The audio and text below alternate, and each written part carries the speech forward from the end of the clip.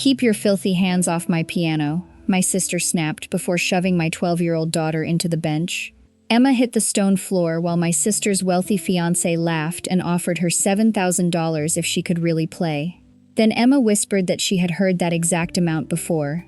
Why did one number suddenly terrify everyone in the room? Keep your filthy hands off my piano. Vanessa did not look at Emma's fingers. She looked at my daughter's blue dress, then at her school concert shoes. After that, she looked at me. I understood. Dirty was not about fingerprints. It was her way of saying people like us could enter the room, but we were not supposed to touch anything that made us look as though we belonged there. Emma stood at once. She did not argue. Vanessa shoved her anyway. Emma's hip struck the piano bench before she fell onto the stone floor. She folded around her left side, one arm pressed above her hip. She made a small sound, then bit it back. I was beside her before I remembered crossing the room. For 1 second, I wanted to give my sister exactly what she had given my child. Then Maggie caught my wrist. A guest already had a phone raised. "Do not let that video begin with you hitting her back," Maggie whispered. Her words stopped me. Emma deserved the truth to remain in the right order. Grant stood beside the piano. He looked down at my daughter and laughed. "If she can really play, I'll write her a check for $7,000. The room changed. Maggie's face lost its color. Emma looked toward her, then back at me. "Mom, that's what Daniel asked Maggie for. $7,000. Grant had not searched for the number. It came out too easily, like a phrase he had used before. A venue medic hurried over and checked Emma for dizziness, breathing trouble, numbness, and any sign she had struck her head. She was bruised and shaken, but alert. She could move both feet and bend her knees. I told her we were leaving for urgent care. Across the room, Vanessa ordered someone to close the piano. Emma watched her quietly. "She isn't afraid I'll damage it," she said. "She's afraid I'll play the song." I told my daughter she did not have to prove anything. Emma touched 2 fingers to my wrist. "I'm not playing for him. Someone here needs to hear it." She returned to the bench. I stayed beside her, ready to stop if the pain worsened. Emma placed her hands over the keys. 4 notes entered the room. Maggie opened her phone. Helen dropped her wineglass. Ruth covered her mouth. 3 more women near the back searched through their messages. No one was looking at Emma's dress anymore. They were all looking at Grant. At that moment, I had no idea where the song would lead us. I only knew it had begun 3 days earlier, at my kitchen table, when Maggie handed my daughter a voice message from a man she had never met and said he wanted to borrow $7,000. 3 days earlier, Maggie's phone sat between oatmeal cookies and Emma's old keyboard. The keyboard rested across 2 dining chairs because one key liked to stick. I was finishing paperwork while singing badly enough to make Emma stop playing. "That note was wrong," she said. "The keyboard is old." Emma pressed the key twice. "It is not wrong, Mom. It just disagrees with you." Maggie laughed, then unlocked her phone. She had met a man named Daniel Mercer through Second Spring Society, Vanessa's organization for widowed and divorced women. He wrote early in the morning and late at night. He asked about Maggie's husband without sounding nosy, and remembered how quiet her house felt after sunset. Then he sent her a piano recording. Daniel said he had written the melody only for her, after she described eating dinner alone in a kitchen built for 2 people. Afterward, he asked to borrow $7,000. He claimed an investment account had been frozen and promised repayment within days. I answered too quickly. "Maggie, he is a scammer." Her face went still. "Loneliness did not make me stupid, Laura. I came for a second opinion, not to hand you my judgment." The words landed where they needed to. I had always treated worry as proof of love. Sometimes it was, other times. Worry was a polite way of saying I understood someone else's life better than they did. I apologized and asked what she had done. Maggie had not sent the money. Daniel's story felt rehearsed, and the recording bothered her. Emma listened 3 times. First, she found a note that fell half a step too low. Then she heard an old pedal squeak before the ending. On the third pass, she noticed the player breathing in at the same place. Behind the music were 4 clock chimes. The last arrived late, followed by a faint metallic rattle. Emma did not claim to know who recorded it. She only said those sounds were unusual enough to recognize again. My phone rang. Vanessa appeared on video beneath perfect lighting. She invited us to her engagement gala and described Grant as a private investor who supported artists and women beginning a second chapter in life. Emma asked about the piano at the estate. While Vanessa explained the dress code, Emma played the melody's first 4 notes. Vanessa stopped speaking. Her smile remained, but her eyes shifted beyond the screen. A second later, she blamed the connection and ended the call. Maggie showed me Daniel's email. Beneath his name was the Second Spring Society logo and a member code. I had given Maggie Vanessa's brochure. We still went to the gala. I wanted to watch my sister and ask how her organization verified the men it introduced. 3 days later, when Emma and I stepped through the estate's stone entrance, I kept telling myself that one strange reaction and one member code proved nothing. Before we removed our coats, Emma heard the clock. The wind off Lake Geneva followed us through the stone entrance and vanished inside. A carved staircase rose beside white flowers. Conversations softened whenever someone important crossed the room. Beyond an archway, a black grand piano waited beneath a chandelier. Emma smoothed her blue dress. I almost told her not to worry about the designer clothes. Then I stopped. Children rarely feel poor until an adult teaches them what they should be ashamed of. Vanessa moved through the room with perfect ease. She remembered Helen's shellfish allergy, asked about one woman's grandson, mentioned the anniversary of Ruth's husband's death, and changed a seat so an older guest would not need the stairs. I had once admired that attention. Now I wondered whether Vanessa remembered people because she cared, or because she was storing the parts of their lives that made them easier to manage. Emma headed toward the music room. We passed a small office with the door partly open.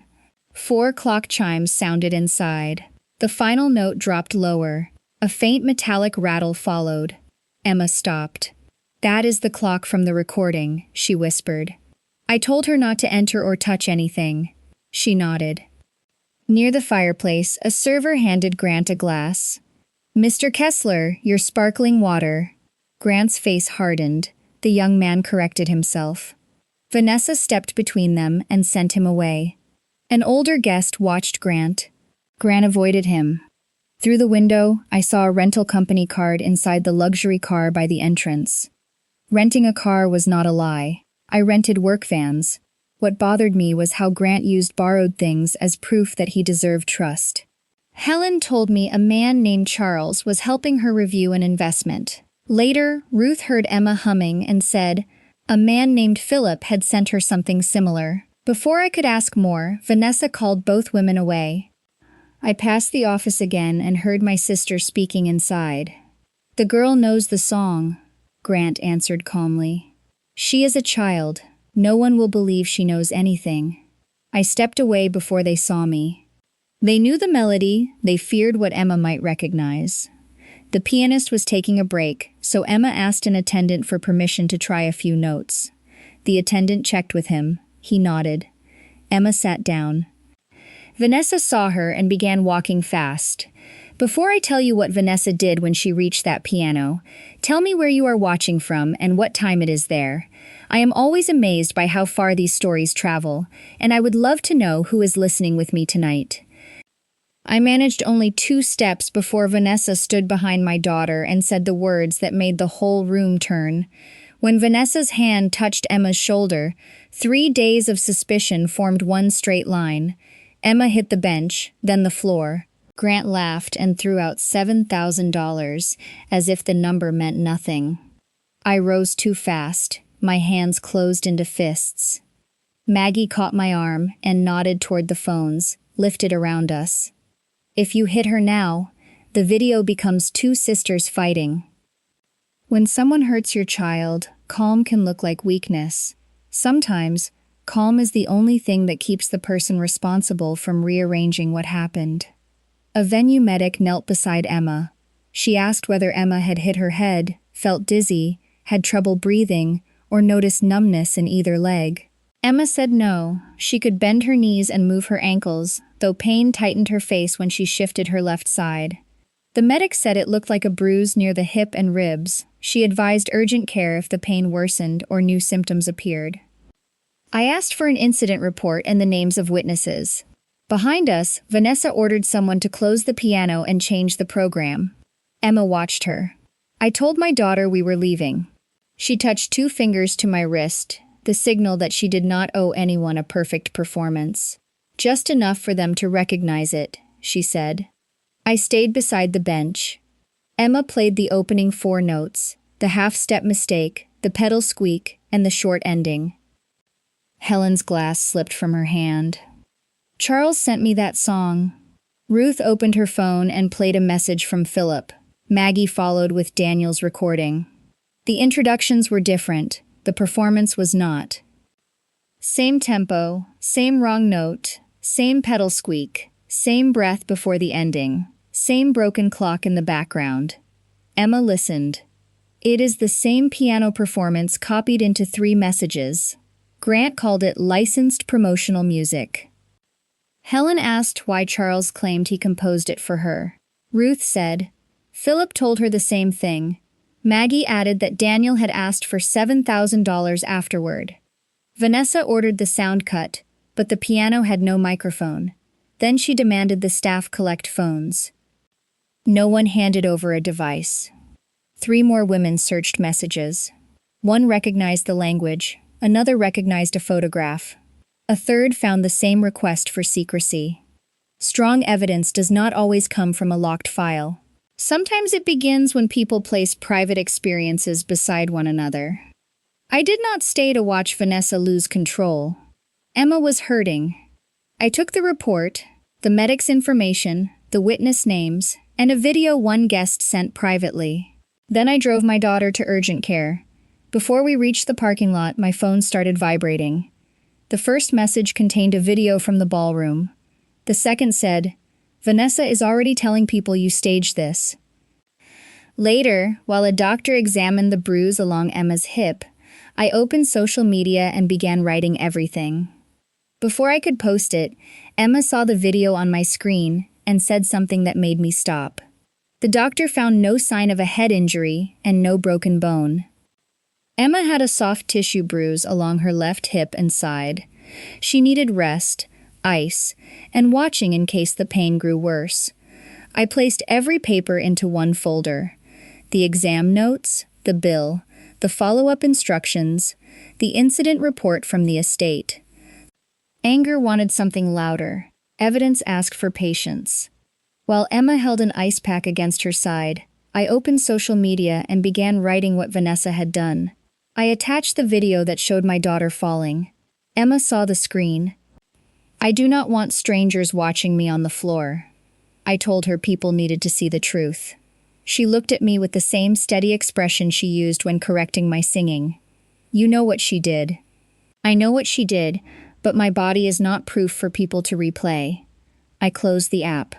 Vanessa had treated my daughter's body like something she could push aside. I could not claim to protect Emma while using the worst moment of her night without permission. Emma allowed me to keep the clip of her playing. She did not want the fall posted. By the next morning, Vanessa had moved first. Second Spring Society released a statement saying the engagement had been disrupted by a family dispute. It described me as jealous of my sister's success and claimed Emma had been coached to play promotional music in order to create a scandal. The statement suggested Grant's name or materials may have been misused by others without Vanessa's knowledge. The attached video began after Emma hit the floor. It showed me shouting, Vanessa stepping backward, Maggie holding my arm. It did not show the insult. It did not show the shove. Strangers filled in the missing seconds with whatever story made them feel certain. One called Emma an actress. Another slowed down the video and said an injured child could not have played piano afterward. Someone else wrote that I was using my daughter for attention. A classmate showed Emma the comments before the school office could intervene. When I came home, she was sitting beside the keyboard. The lid was closed. "Every time I play now," she said, "people do not hear music. They listen to decide who is lying." The sound of that closed lid followed me through the night. By morning, grief had hardened into anger. Instead of calling Maggie or asking Emma what she needed, I gathered the printed messages and drove to Vanessa's office. I told myself I wanted answers. The truth was simpler. I wanted to watch my sister lose control in front of me. Second Spring Society looked like a place people trusted. Photographs showed smiling women. Slogans promised connection and independence. The receptionist spoke softly, careful not to disturb anyone. I placed the printed messages on the counter. "You knew about the $7,000 requests." Vanessa pressed a button beneath the desk. A light appeared under the security camera. Then she asked whether I had come to threaten her, interfere in members' private relationships, or spread claims I could not prove. The angrier I became, the calmer she sounded. I brought evidence but behaved as though my anger was what needed to be heard. Grant appeared on a video call. He called the piano recording promotional material and said anyone could have copied it. Then he accused me of using a child's talent to create attention around a family dispute. His attorneys would respond if I continued. Vanessa opened the door. I understood that every sentence I added could become another clipped video. I gathered the papers and left. At home, I told Emma where I had gone. "Did you ask me first?" I said no. She reminded me that I had promised not to post the fall, but I had still carried her music and pain into a confrontation she never wanted. I apologized. I did not say I had done it for her. Good intentions cannot cover harm and make it disappear. Mark contacted the school, asked teachers not to discuss the video, and kept Emma's routine normal. He declined interviews. "She recognized a sound," he told me. "She does not have to finish what the adults did with it." Maggie and Ruth came over that evening. "You did not only want Vanessa to stop," Maggie said. "You wanted her to stop in front of you." I admitted she was right. The messages, accounts, and memories belonged to the women who received them. They would decide what happened next. I could organize documents, but I could not appoint myself their rescuer. Helen joined us with bank records and Second Spring forms. They compared 3 recordings, transfer requests, welcome codes, and private messages. The compliments repeated, the emergencies followed the same shape. The first request stayed near $7,000. One fee from Helen's transfer had gone to Second Spring Consulting. Emma confirmed the recordings used the same performance. Then she left the room. Helen admitted she had sent $7,000 6 weeks earlier. Charles returned $500 to build trust. Now he wanted money for emergency surgery overseas. Helen placed her phone on the table. $94,000. The bank would release the wire at 9:15 the next morning. Helen had not canceled it. If Charles was truly in a hospital, she believed turning away would prove she had never loved him. Maggie looked at me, then at the clock. This time, no one would order Helen what to do. We had less than 14 hours to help her see what she was being asked to believe. At 7:42, Maggie and I sat at Helen's dining table. Her laptop was open beside a legal pad marked 9:15, a cold coffee, and her late husband's photograph. Helen said Charles knew things no stranger could know. He knew her husband called her professor, proposed beside a laboratory sink, and knew which side of the bed she still slept on. He knew she had kept the last can of coffee her husband bought. If Charles was fake, someone had entered the most private rooms of her marriage and sold those memories back as love. Her phone rang. Charles sounded weak. He said the hospital would release his surgery time unless the money arrived. He asked whether outsiders should decide their future. He said Walter would not want her living in fear. Then he warned her not to call the payment personal support when speaking with the bank. Maggie wrote one sentence and slid it across the table. A real emergency can be verified without secrecy. Helen asked for the hospital's full name and a patient record number. Charles changed the subject, blamed me for her doubts, and ended the call. Ruth was helping from home. Minutes later, she found the hospital photograph in an old article about another patient. Helen stared at it. His assistant may have sent the wrong picture. Vanessa called. Less than 15 minutes remained. Vanessa said she knew I was there. She told Helen not to cancel $94,000 because I doubted her judgment. Helen had never told Vanessa about the surgery, the amount, or the transfer time. Vanessa knew all three. She called my concern control. She called hesitation weakness. She said canceling would cost Charles his treatment. People who want your choices rarely admit they are controlling you. They point at everyone else, then turn reasonable questions into proof that you are weak. With 8 minutes left, Helen called the bank herself. I believe I may have been manipulated through a relationship, she said. I want this wire paused while it is reviewed. The bank placed a temporary hold on the transfer.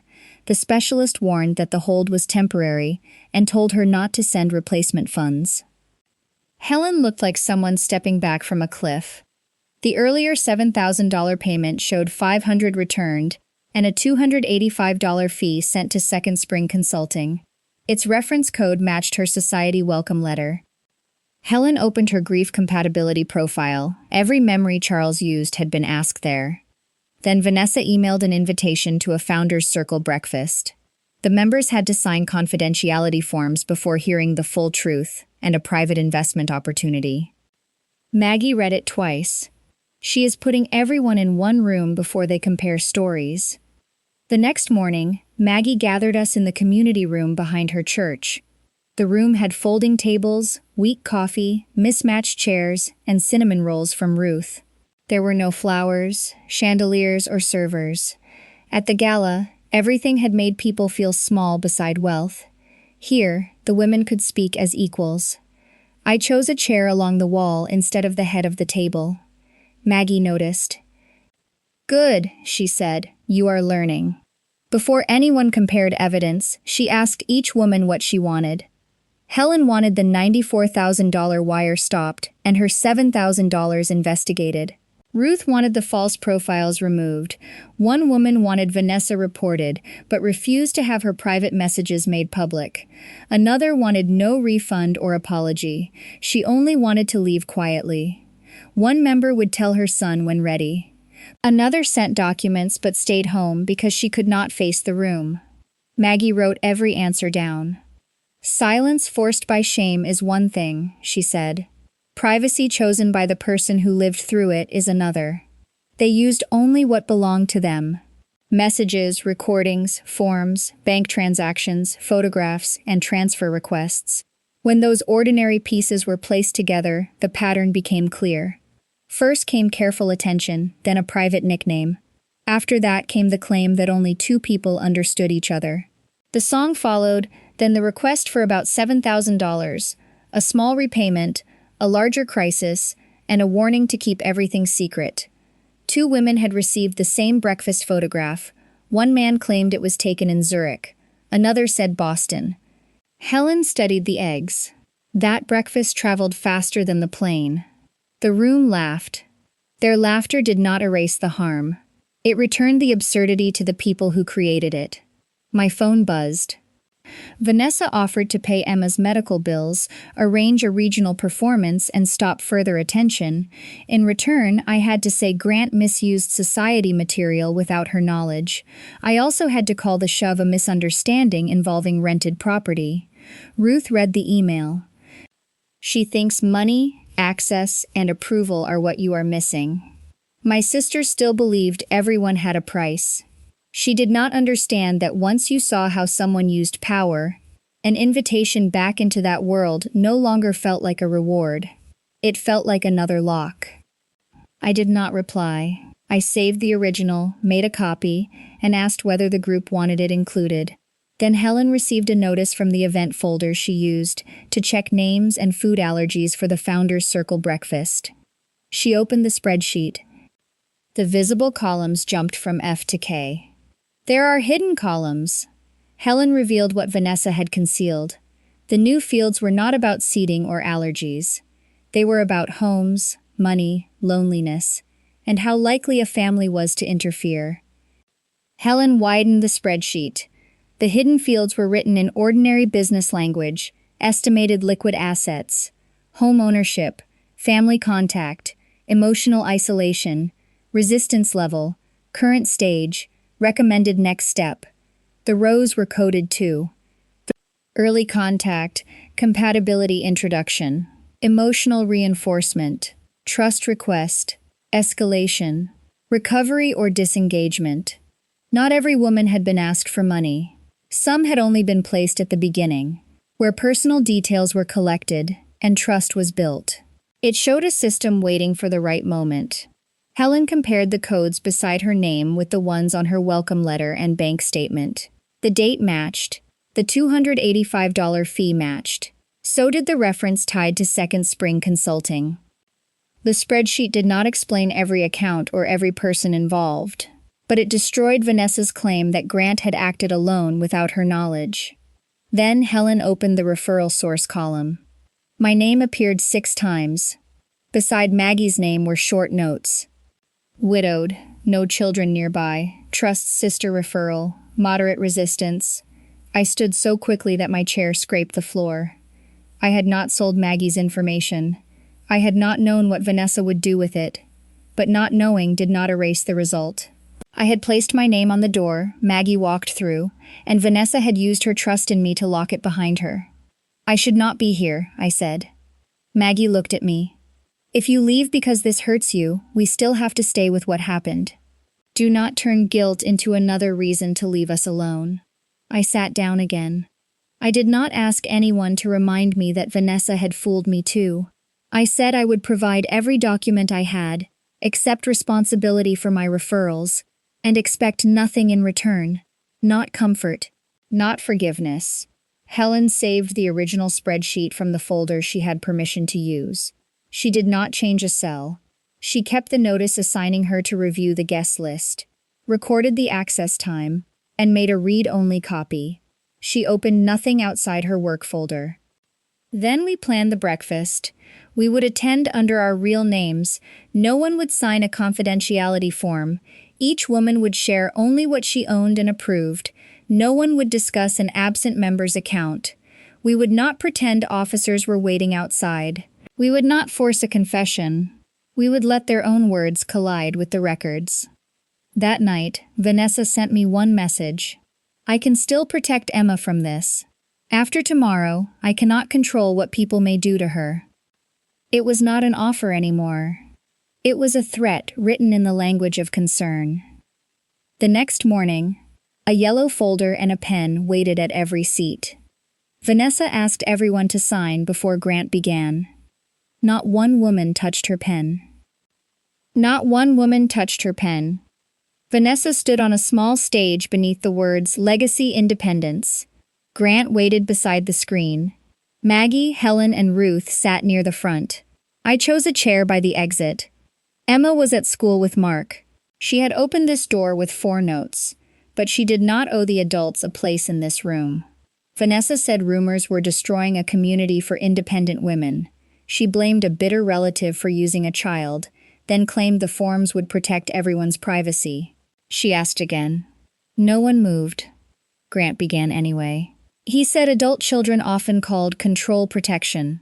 He warned that older women were pushed away from investments because families doubted their judgment. Maggie read a sentence Daniel had sent about carrying a full heart with nowhere safe to set it down. Ruth read almost the same sentence from Philip. Helen read Charles's promise that she had been strong too long and deserved someone to protect her softer side. Another woman raised her phone. The same promise waited there. What had felt private now sounded copied from a script. Then the recordings played. The same performance, the same wrong note, the same pedal squeak, the same breath, the same broken clock. 2 women held up the same breakfast photograph.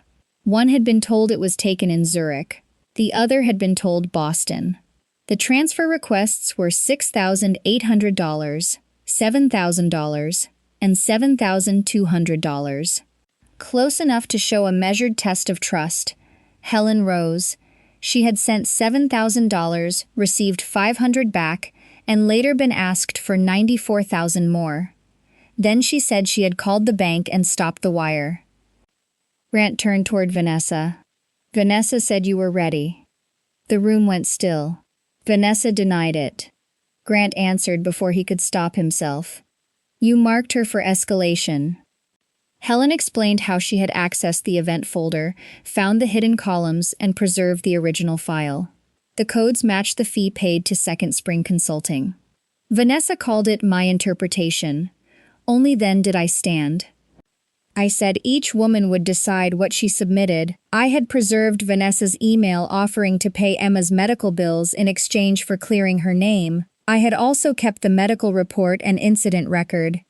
Grant said renting a house, car, or piano was not fraud. Maggie agreed. The lie was using them to make us believe you had wealth and financial access you never proved. The room no longer saw an investor. It saw a man standing among props that had stopped working. Grant left first. Vanessa called me into the hallway and offered the remaining women's files if Maggie withdrew her statement. I told her those files were not hers to trade, and Maggie's words were not mine to withdraw. When I returned, I repeated the offer. Maggie asked one question. Did you write down the time? I looked at the clock and began. There were no police behind the door. No account was frozen in that room. But Vanessa had lost the one thing her system required. The power to keep every woman trapped inside a separate story. The consequences did not arrive all at once. Over several weeks, banks reviewed accounts tied to the transfers. Online platforms removed Grant's aliases. Community groups stopped referring women to Second Spring Society. The hotel canceled events, and sponsors ended agreements. The organization closed 6 weeks later. Some women filed civil claims or formal complaints. Others saved their records, blocked the men, and chose not to speak publicly. No one promised every dollar would return. The investigation moved slowly. A reputation can collapse in one morning.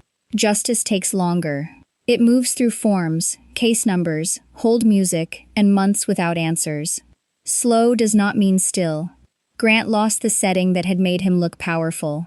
No lakeside estate, no rented car, no stage, introductions, or room full of people who had never compared his stories. Without those borrowed signs of credibility, he looked smaller. Not because he had become poor, but because nothing stood between him and the truth. Vanessa lost her organization, her partners, and the members who once called for advice. She also lost access to Emma and me. A letter arrived in November. She wrote that debt had frightened her, Grant had pressured her, and the society had grown too quickly. She said she wanted better connections and never meant for anyone to be harmed. She never wrote the simplest sentence. She had chosen to turn private information into money. I did not answer. My silence was not revenge. It was a boundary I had spent years believing I could not set. I met separately with each woman I had referred. I told them I believed the society was safe, that my recommendation had mattered, and that I was sorry. I offered every record I could share. I did not ask for forgiveness. One woman accepted my apology. Another needed time. One did not want to discuss it again. Another thanked me but was not ready to forgive. I respected every answer. Maggie, Helen, and Ruth began holding a monthly dinner in the church room. No one had to tell her story or name an amount.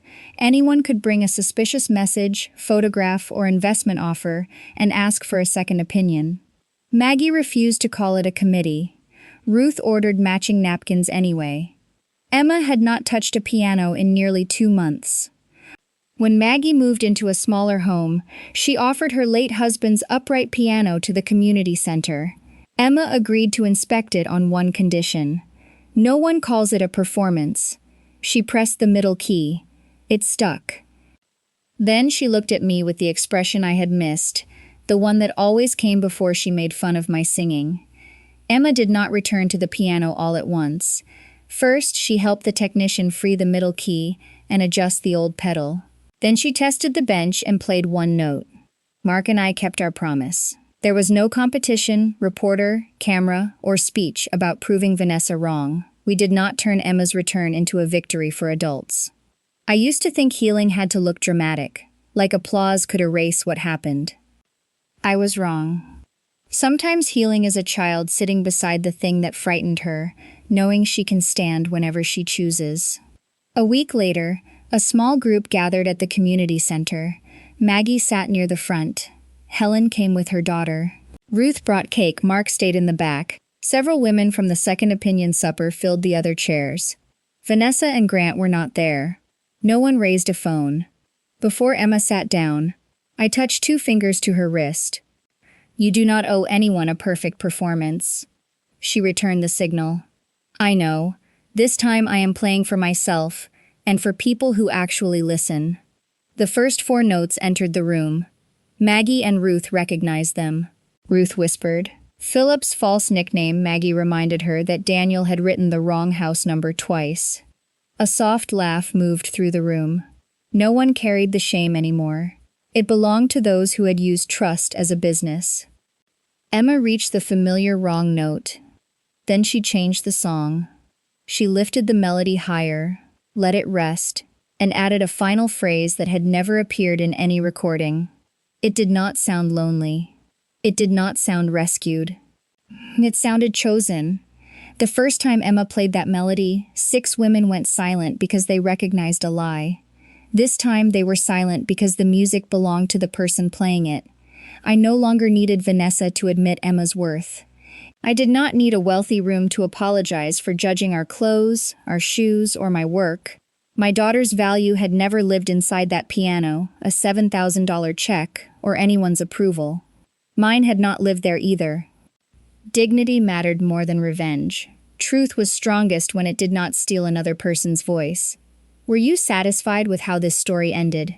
Do you think I was right to let the evidence speak, or did Vanessa deserve harsher consequences? Share your thoughts below. I read every comment. Emma placed her hands on the keys again. The room became quiet. This time no one was waiting for another secret. They were listening to a girl play the ending she had chosen.